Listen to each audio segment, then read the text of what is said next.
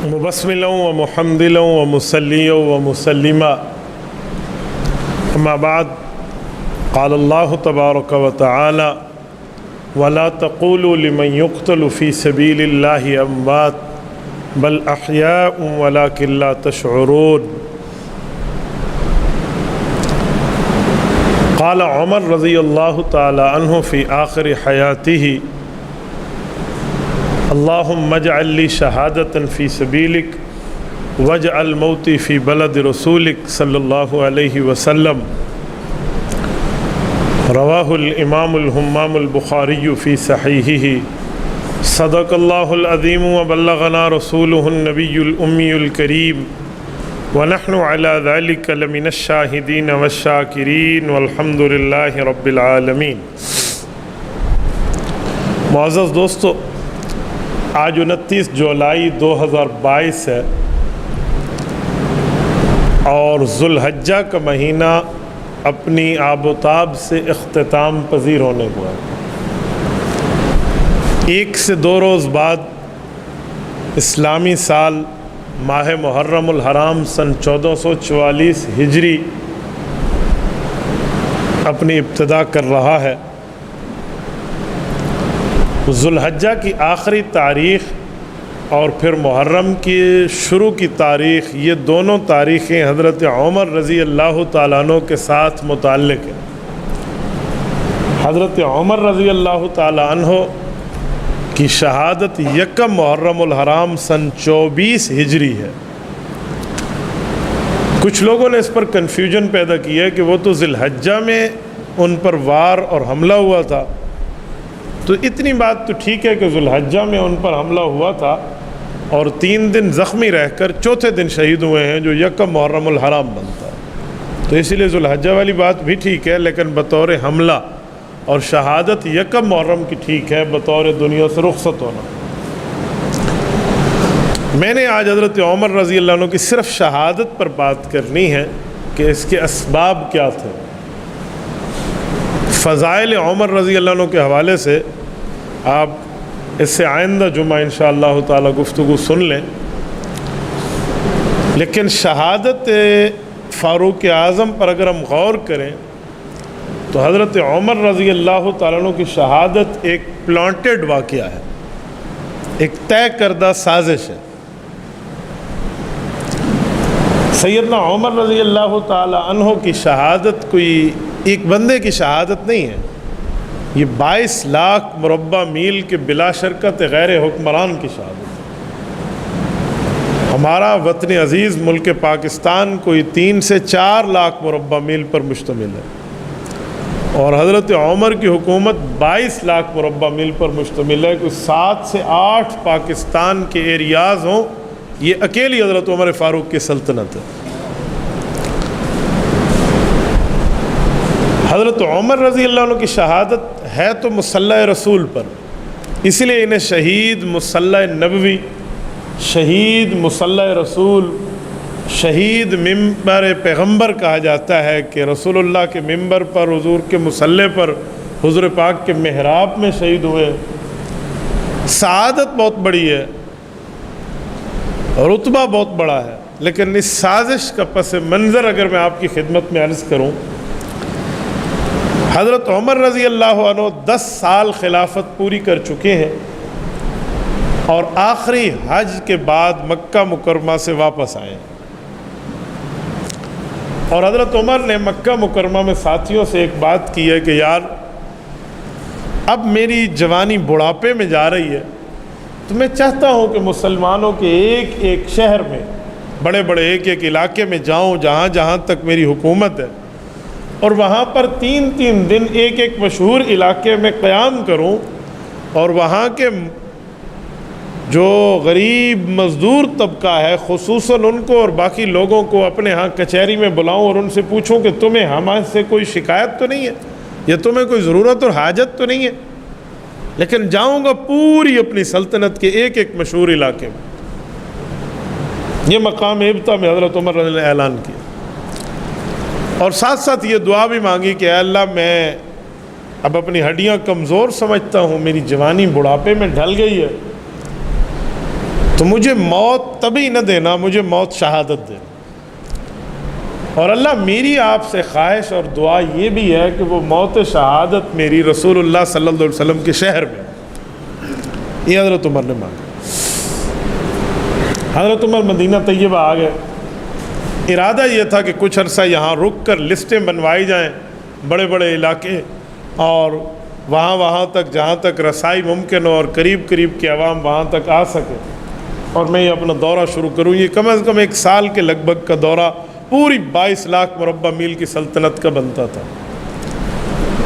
اس دوران جو حضرت عمر رضی اللہ تعالیٰ پہ اٹیک ہوا ہے نا، ذرا اس کا پس منظر سمجھیں۔ مدینہ طیبہ میں ایک غیر ملکی شخص رہائش پذیر ہے جس کا نام ہے ہرمزان۔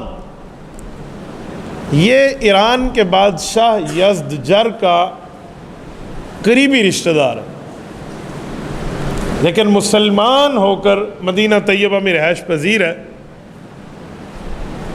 اور اس کی ڈیمانڈ بڑی عجیب قسم کی تھی کہ مجھے ہیوی پروٹوکول چاہیے، میں تو اپنے علاقے کا گورنر رہا ہوں، وہاں میری آؤ بھگت ہوتی تھی، ہٹو بچوں کی صدائیں ہوتی تھی، اور یہاں تو آپ لوگ نے سب کچھ میرے ساتھ برابر کیا ہوا ہے۔ بظاہر اسلام کا دعویٰ ہے، ہم نہیں سمجھتے کہ وہ 100% مخلص مسلمان تھا، میں اس کو سازش کا پہلا زینہ سمجھتا ہوں۔ اور یہ ہے مدینہ طیبہ میں رہنے والا، ہے فارس کا، اس کے رابطے ظاہری بات ہے اپنے رشتہ داروں سے پرانی طور پہ ہیں، اور حضرت عمر رضی اللہ عنہ نے تو فارس کی سلطنت کو، جو ایران کے مجوسی تھے، اس کو تو فتح کر کے اسلام کے جھنڈے گاڑے تھے نا۔ اور حضرت عمر نے فارس کو ایسے فتح نہیں کیا، ایسے فتح کیا جیسے چٹیل میدان میں فٹ بال کو کک لگائی جاتی ہے، اس طرح حضرت عمر یوں علاقے فتح کیے تھے۔ یہ کیا نہاوند ہے، اور کیا آذربائیجان ہے، اور کیا رشیا کے قریب ترین ایریاز ہیں، اور کیا ترکی جسے اس وقت سلاجفہ روم کہا جاتا تھا، اور کیا یہ ایران ہے، نیشیا پورا ہے، یہ پورے علاقے حضرت عمر کے دور میں فتح ہوئے۔ آپ نے علامہ اقبال رحمہ اللہ کے ایک مشہور شعر سنا ہوگا نا کہ بحر ظلمات میں دوڑا دیے گھوڑے ہم نے، یہ حضرت عمر رضی اللہ کے دور کے لیے جنگ قادسیہ میں۔ تو حضرت عمر سے ان کو بغض تو ہے، تو ہرمزان یہاں رہ کر سازشوں کا مرکز بنا۔ اسی اثناء میں ایک کام یہ ہوا کہ مدینہ طیبہ میں ایک غلام آیا، اور اس بنیاد پر اس نے رہائش کی درخواست کی کہ میں ہوں تو غیر مسلم، لیکن میں مسلمانوں کو وہ کام سکھا دوں گا جس سے تمہاری بہت بڑی ضرورتیں پوری ہوں گی۔ مثلا میں نگار پوشی جانتا ہوں، پتھروں کو چھید کے ان میں باقاعدہ کوئی ڈیزائن بنانا اور وہ تعمیر میں استعمال ہونا، یہ جانتا ہوں، اور میں لوہار کا کام جانتا ہوں، اور میں بڑائی ہوں، میں لکڑی کا مستری ہوں۔ تو مجھے اگر آپ یہاں کاروبار کی اجازت دیں، یہ حضرت عمر رضی اللہ عنہ کو اپلیکیشن آتی ہے، اور یہ بندہ غلام ہے حضرت مغیرہ بن شعبہ رضی اللہ عنہ ایک صحابی کا، اور ہے مجوسی، رہنے والا ایران کا ہے، اور حضرت مغیرہ بن شعبہ رضی اللہ عنہ حضرت عمر رضی اللہ عنہ سے عرض کرتے ہیں کہ ہے کافر، اگر اس شرط پہ اجازت دے دیں کہ اس سے اسلام کو اور مسلمانوں کو فائدہ ہو، معاشی لحاظ سے، کاروباری لحاظ سے، اقتصادی لحاظ سے، تجارتی لحاظ سے، تو میرے خیال میں اجازت دے دینی چاہیے۔ حال حضرت عمر رضی اللہ عنہ کا قانون تھا کہ مدینہ طیبہ میں کوئی بالغ کافر داخل نہیں ہو سکتا تھا، نابالغ آ جاتے کسی اور وجہ سے تو کوئی وجہ ہوتی، کسی بالغ کو حالت کفر میں آنے کی اجازت نہیں تھی۔ ہاں یہ کوئی سرکاری اور ضروری موقع ہوتا تو خاص اس کے لیے اجازت نامہ بنتا، پھر اس کو نکال دیا جاتا۔ اس کے لیے بھی اس طرح کچھ عرصے کے لیے اجازت نامہ بنا اور یہ آ گیا، اور یہ 3 قسم کے کاروبار اس نے شروع کر دیے ہیں۔ یہ نگار پوشی بھی کر رہا ہے، لوہار کا کام بھی کر رہا ہے، اور بڑائی کا کام اور لکڑی کا مستری بھی ہے۔ اس وقت یہ ہوتا تھا کہ کسی آقا کا غلام یہ کام کرتا تو آقا اس سے ماہانہ ٹیکس جسے خراج کہتے ہیں یہ لیتا، ہر غلام سے اس کا آقا لیا کرتا تھا، جتنا کاروبار ہوتا اس کے حساب سے اس کی فیصد اس کے اوپر ٹیکس ہوتے۔ تو اس پر جو ماہانہ تھا وہ 2 درہم تھا، اور یہ بہت کم ٹیکس ہے اس زمانے کے حساب سے، جس کے 3 بزنس چل رہے ہوں اس پر بزنس نمبر کے حساب سے بھی کم ٹیکس ہے، 3 درہم بھی نہیں ہے، 2 درہم ہے۔ بہرحال اس نے ایک کام شروع کر دیا، سکھانا بھی مسلمانوں کو شروع کر دیا۔ اسی اثناء میں حضرت عمر رضی اللہ عنہ کے پاس اس شخص نے آنا شروع کیا اور آ کر اپنے آقا کی شکایت لگانے کی بنیاد بنا کہ مجھ سے ٹیکس زیادہ لیتے ہیں، میرا مالک، اسے کہو میری ٹیکس کم کر دو۔ حضرت عمر نے پوچھا کہ آپ کا جب کاروبار شروع ہوا تو اپنے مالک سے کیا طے ہوا تھا؟ میں نے کہا جی میں 3 کاروبار کروں گا اور 2 درہم ماہانہ دوں گا۔ تو حضرت عمر رضی اللہ عنہ ہنسے اور اس کی آنکھوں میں دیکھ کے کہا کہ بھلا 2 درہم 3 کاروباروں پر ماہانہ دینا، یار یہ اتنا زیادہ تو نہیں ہے، مارکیٹ ریٹ اس سے تو زیادہ چل رہی ہے، اور آپ تو بہترین قسم کے کاریگر ہیں، آپ کو بہت اچھا کاروبار چل رہا ہے، تو مجھے نہیں لگتا کہ یہ زیادہ ہو، ہاں اگر زیادہ ہوتا تو میں خود روکتا۔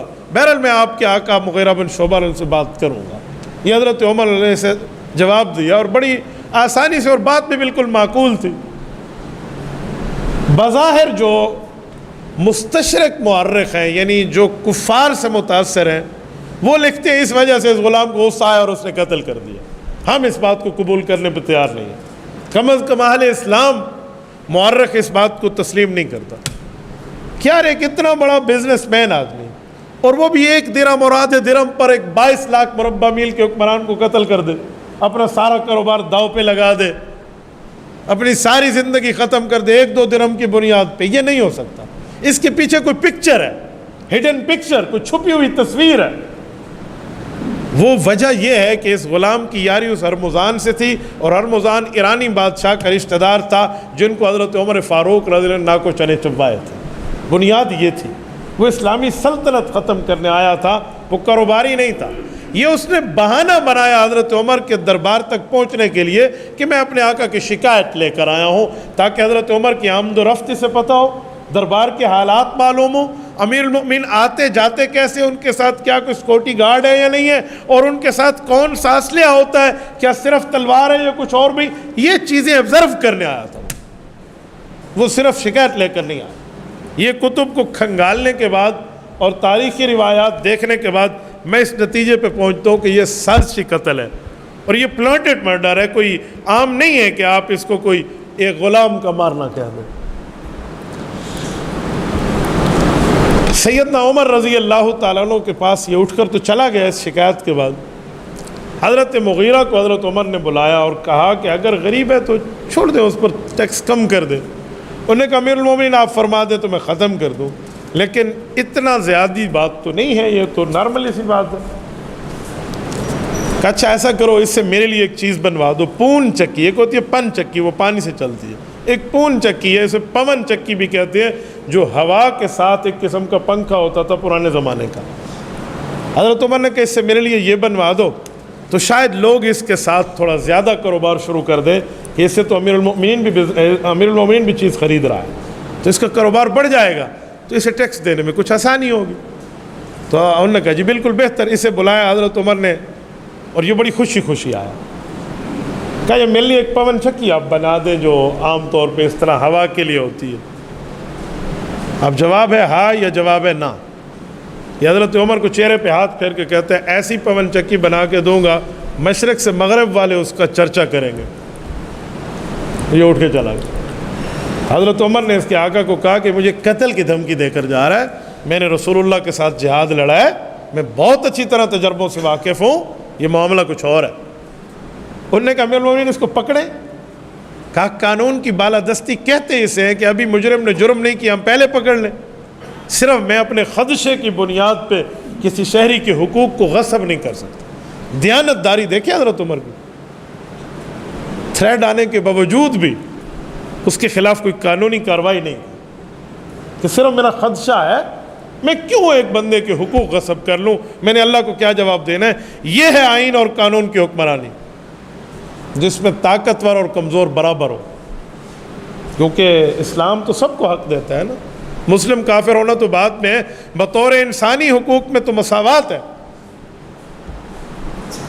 اس سے سبق حاصل کرنا چاہیے حکمران وقت کو کہ عدل کے معاملات کیا ہوتے ہیں۔ اسے کہتے ہیں دنیا عدالت میں تیرا نام رہے گا، فاروق تیرے نام سے اسلام رہے گا، یہ ہے عدل۔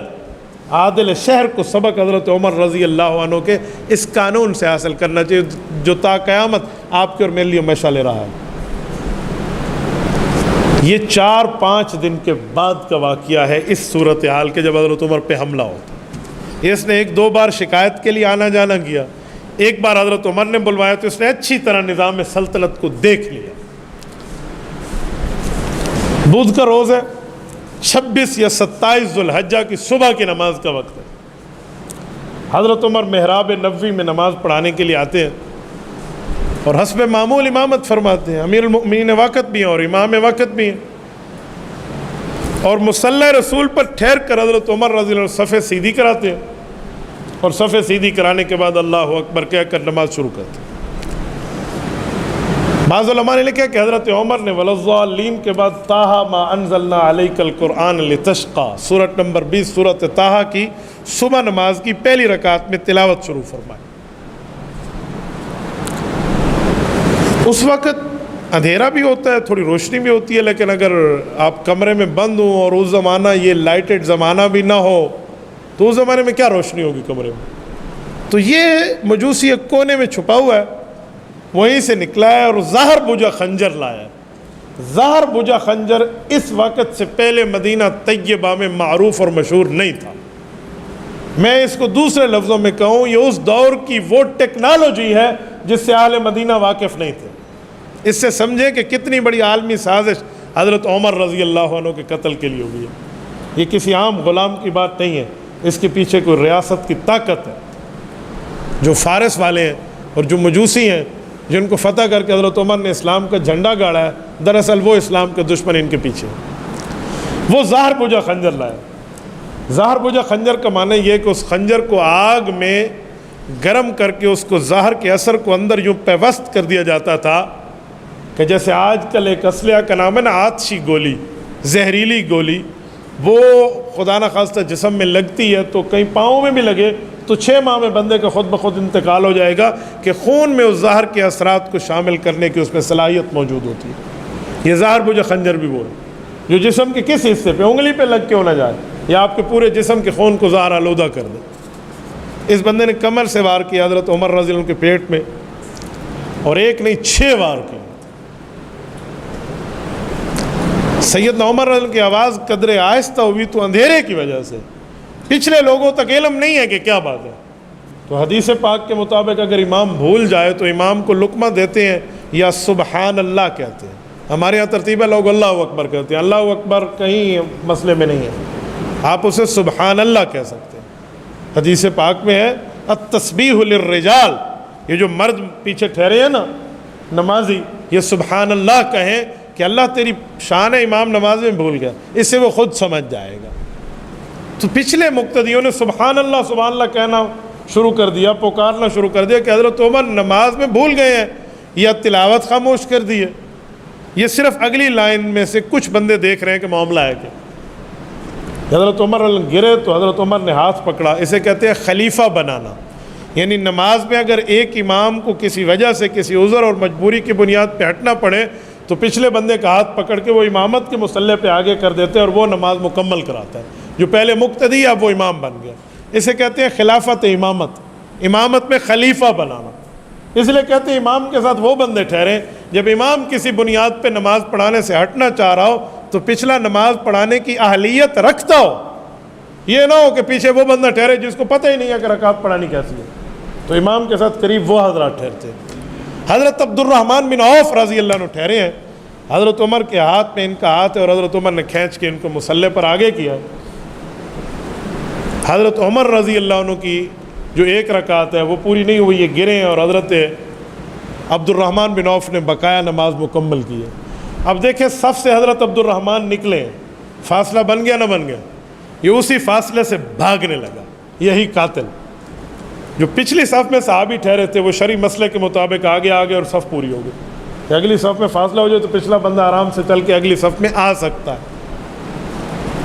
تو اس نے اس آنے والے کو خنجر مارا، اسے گرایا، ایک اور آیا اسے 13 بندوں کو یہاں زخمی کیا جن میں 6 کی شہادت ہوئی خود نکلنے کے لیے کہ مجھے راستہ ملے۔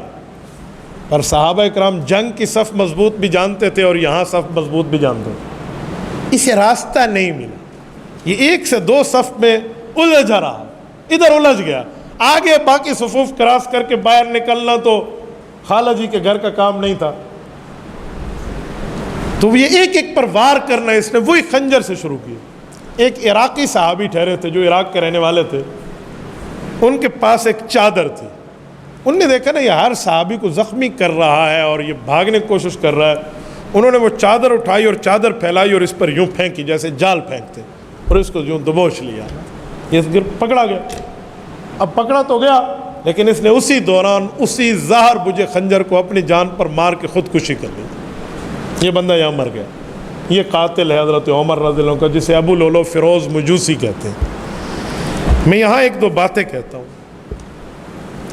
وہ 1-2 درہم کا مسئلہ تھا جس پر اس نے بات کی تھی، تو اتنا بڑا کام کاروباری آدمی 1-2 درہم کی بنیاد پہ نہیں کرتا، پہلی بات۔ دوسری بات کہ آنن فانن 6 وار کر دینا ایک بندے پر، اور وہ بندہ حضرت عمر جیسا اور وہ گر جائے خون کے نکلنے سے، یہ کسی ٹریننگ یافتہ آدمی کا کام ہو سکتا ہے، تربیت یافتہ بندے کا کام، جس کو کسی سرکاری بیس پر بڑے سخت دلی اور سخت جانی سے اس کی تربیت کی گئی ہو، اس نے وار کیا۔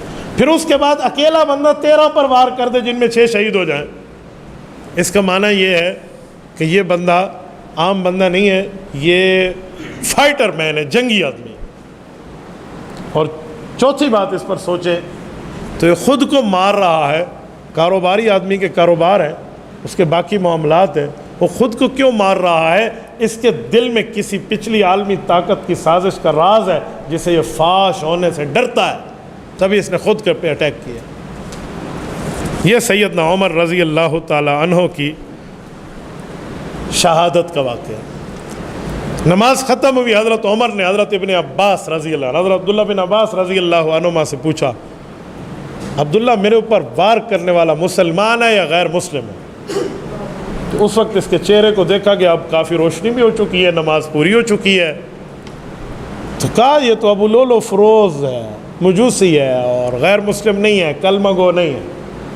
حضرت عمر رضی اللہ عنہ اسی وقت کہا، اے اللہ تیرے لیے حمد و ثنا ہے اور تیرا شکر ہے کہ تو نے میری موت کسی مسلمان کے ہاتھ پہ نہیں رکھی۔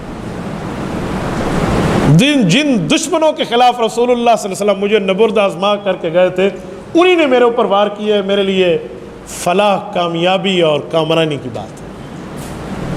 حضرت عمر ان کا پیٹ چاک ہو چکا تھا، دوائی پلاتے تو دوائی ہاتھوں سے نکل آتی، دودھ پلاتے تو دودھ پیٹ سے نکل آتا۔ اسی وقت حضرت عمر رضی اللہ عنہ نے چند وصیتیں فرمائی ہیں، اور ان وصیتوں میں حضرت عمر رضی اللہ تعالی نے پہلی وصیت یہ فرمائی، دیکھو پہلی وصیت تو عملی طور پہ کی ہے کہ خود شہید ہو گئے لیکن نماز نہیں چھوڑنے دی، نماز مکمل کرا۔ اور دوسری بیٹے کے بلا کر پوچھا کہ میرے اوپر قرض کتنا ہے؟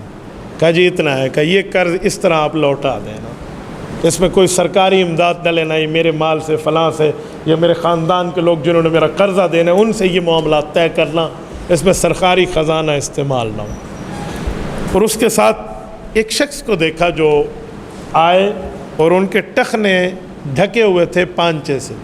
حضرت عمر نے اس نزع کی عالم میں، اس شہادت کی زخمی حالت میں فرمایا، بیٹا یہ ٹخنے کھلے رکھنا، یہ اسلام میں اللہ کو پسندیدہ ہے، ایسا نہ کریں۔ اس وقت بھی کوئی غیر شرعی مسئلے کو دیکھ کر اس پر انکار فرمایا۔ اور اس کے بعد یہ کوئی 86,000 درہم کے لگ بھگ حضرت عمر پہ قرضہ تھا، 22 لاکھ مربع میل کا حکمران قرض دار ہے ذاتی لحاظ سے، اور یہ قرضہ پورا کرایا اور پھر اپنے بیٹے حضرت عبداللہ کو فرمایا کہ اماں جان عائشہ رضی اللہ عنہ کے پاس جاؤ اور ایک درخواست لے کر جاؤ۔ صحیح بخاری میں ہے کہ اماں جان اپنے ہاں ہیں اور اماں جان تک اطلاع تھی، تو کہتے ہیں حضرت اماں جان رضی اللہ عنہ پہ گریہ طاری تھا اور وہ رو رہی تھی۔ حضرت عبداللہ بن عمر گئے اور کہا اماں ابو کی ایک درخواست لائیں۔ کہا کیا؟ کہ والد صاحب فرماتے ہیں کہ مجھے اجازت دے دیں، میرے دونوں ساتھی رسول اللہ اور حضرت ابو بکر ہیں، میں چاہتا ہوں روضہ پاک میں میری قبر بھی ان کے ساتھ بنے۔ یہ اجازت اس لیے مانگی کہ حضرت عائشہ رضی اللہ عنہ نے فیصلہ کیا ہوا تھا کہ ایک میرے والد ہیں، ایک میرے خامد ہیں، میری تیسری قبر بنے گی۔ اور کمرہ بھی میرا ہے نا، حجرہ ہے عائشہ، یہ اماں رضی اللہ عنہ کا فیصلہ تھا، سب کو پتہ تھا۔ حضرت عمر رضی اللہ عنہ فیصلہ تبدیل کرانا چاہتے تھے کمال شفقت کے طور پہ، تو اماں جان نے فرمایا عبداللہ کو کہ ابا کو خوشخبری دے دو، ٹھیک ہے یہ جگہ آپ کی ہوئی۔ بیٹے نے آ کر بتایا تو خوش ہوئے، لیکن پھر تھوڑا سا رک کر پھر فرمایا کہ ایک بات کہتا ہوں عمل کرنا، ابھی میں زندہ سلامت بیٹھا ہوں، ہو سکتا ہے اماں عائشہ نے میرے لحاظ اور میری زندگی کے مروت کو دیکھ کر اجازت دی ہو، دل سے نہ دی ہو، مالکہ وہ ہے، جگہ اس کی ہے۔ جب میں دنیا سے رخصت ہو جاؤں ایک بار پھر کنفرمیشن کر لینا کہ کیا اجازت کا حکم اب بھی باقی ہے۔ اگر اس وقت کہہ دیں جی ہاں تو دفن کرنا، ورنہ مسلمانوں کے قبرستان جنت البقیع میں مجھے دفن کرنا۔ حضرت عمر کی دیانت داری دیکھیں، حالانکہ امیر المؤمنین وقت ہے، کوئی حکم جاری کرے تو وہ اسلام میں نافذ ہو جاتا ہے۔ کہا جی ٹھیک ہے۔ حضرت عمر رضی اللہ تعالیٰ عنہ یہ 3 سے 4 دن زخمی رہے ہیں، اور جب زخمی رہے اس دوران حضرت عمر رضی اللہ تعالیٰ عنہ کو مختلف قسم کی باتیں آئیں۔ ایک شخص نے کہا کہ آپ اپنے بیٹے کو اپنے بعد امیر المؤمنین نامزد کر دیں، تو حضرت عمر رضی اللہ عنہ سختی سے اسے کہا کہ اللہ تجھ سے پوچھے یہ کیا باتیں تو مجھے بتا رہا ہے، میں اپنے بیٹوں کے متعلق حکومت کی بات طے کروں گا، بلکہ خلافت اس شخص کے سپرد کروں گا جس کو میں اس بارے میں سب سے بہتر سمجھتا ہوں۔ تو اس وقت ایک کاتب کو بلوایا کہ آ جاؤ لکھو، 5 آدمیوں کے نام لکھوائے، حضرت عثمان، حضرت علی، عبد الرحمن بن عوف، حضرت طلحہ، حضرت زبیر، حضرت سعد بن ابی وقاص رضی اللہ عنہ، کہ ان 5 کا نام لکھ لو، یہ 5 آپس میں مشورہ کر کے ایک کو امیر المومنین طے کر دیں۔ 10 مبشرہ جو ہے نا وہ 10 ہے، حضرت ابوبکر، حضرت عمر، حضرت عثمان، حضرت علی، یہ 5 اور چھٹے حضرت سعید بن زید، یہ 10 ہیں۔ لیکن حضرت سعید بن زید آخری صحابی جو 10 مبشرہ کے، اس کا نام حضرت عمر نے نہیں لکھوایا، حالانکہ وہ بھی 10 مبشرہ کے۔ پتہ ہے کیوں؟ دیانت بھی سلام کرتی ہے حضرت عمر کو، وہ بہنوئی تھے حضرت عمر۔ ہو سکتا ہے یہ الزام آ جاتا کہ اپنے خاندان کو آگے کیا، یہ الزام بھی عمر نے اپنے سر پہ نہیں لیا، ان پر کوئی اعتراض نہیں تھا، نہ ان کے ایمان پہ، نہ ان کے تقویٰ پہ، نہ ان کے طہارت پہ، نہ للہیت پہ، نہ اللہ سے خوف پر، نہ صحابی ہونے پہ، اور نہ ان کے جنتی یقینی ہونے پہ کوئی شک تھا۔ لیکن اس بنیاد پہ ان کا نام طے نہیں کیا کہ میرا بہنوئی ہے، میرا برادر نسبت ہی ہے، کوئی یہ نہ کہہ دے اس بنیاد پہ اس کا نام لکھا ہے۔ ان 5 کا نام لکھا، حالانکہ 6 باقی تھے، انہی 5 کا نام لکھا جو حضرت عمر رضی اللہ عنہ کے کوئی قریبی رشتہ دار نہیں تھے۔ 10 مبشرہ کے ایک صحابی پھر بھی باقی ہو جاتے ہیں، حضرت ابو عبیدہ بن جراح، ان کا نام اس لیے نہیں ہے کہ حضرت عمر کے دور میں شہید ہو گئے تھے۔ سیدنا عمر رضی اللہ عنہ نے ان 5 کا نام، اور پھر ان 5 نے آپس میں اتفاق کر کے، جن میں حضرت علی ہیں، عبد الرحمن بن عوف ہے، حضرت طلحہ ہے، حضرت زبیر ہے، حضرت سعد ہے، ان سب نے مل کے حضرت عثمان کا نام فائنل کر لیا، اور سیدنا عثمان ذو النورین رضی اللہ تعالیٰ عنہ خلیفہ وقت نامزد ہوئے۔